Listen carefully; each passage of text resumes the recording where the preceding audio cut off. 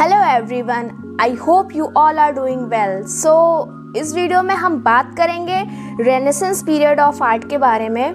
तो जो word renaissance है ये एक इटालियन वर्ड रेनेसेमेंतो से आया है, जिसका मतलब होता है रीबर्थ, मतलब कि पुनर्जागरण काल भी कहा जा सकता है इसे।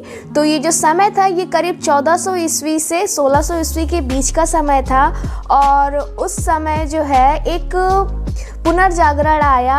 जो लोगों की जो मान्यता थी, जो चर्च के ऊपर पूरी तरीके से डिपेंड हो गए थे, क्योंकि जो मिडेवल आर्ट थी उस समय का जो टाइम था, तो जो आर्टिस्टों पे पूरा कंट्रोल था वो चर्च का था। पर अगर हम बात करें रेनेसेंस पीरियड ऑफ टाइम की, तो इस समय जो एक बहुत बड़ा चेंज आ गया था।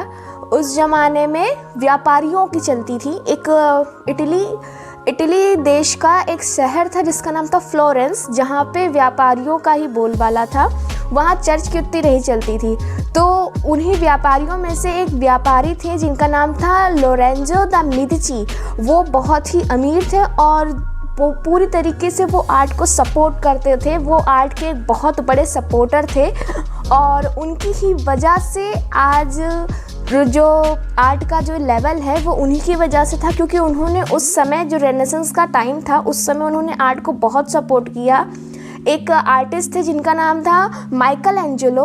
उनको उन्होंने अपने पास 3 साल के लिए रखा हुआ था, अपने घर पे रखे थे, और वो उन्होंने आर्किटेक्चर के ऊपर बहुत सारे काम किए। इटली जो आज फेमस है आर्किटेक्चर के लिए, तो वो माइकल एंजेलो की वजह से ही था।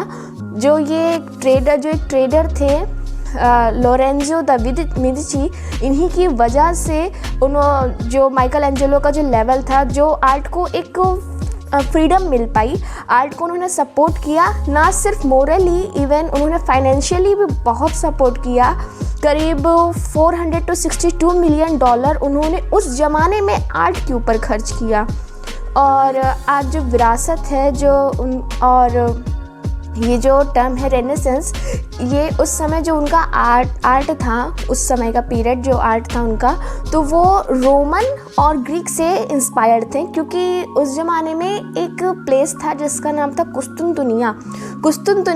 वहाँ पे सबसे ज़्यादा रोमन और ग्रीक के जितने भी कह सकते हैं आर्ट वर्क्स जो थे, या जो उनकी पुरानी जितनी भी सामग्री थी, जितने भी उनके कह सकते पोथी पत्र जो भी कुछ भी था, वो ग्रीक और रोमन का वो सारा कुस्तुनतुनिया पे था। और उसी समय करीब 1400 सेंचुरी में ही ये जो तुर्की थे इन्होंने आक्रमण कर दिया था। तो वहाँ से जो लोग भाग के गए उन सभी अवशेषों को लेके, तो वो सीधे इटली पहुँचे, इटली के फ्लोरेंस शहर पे।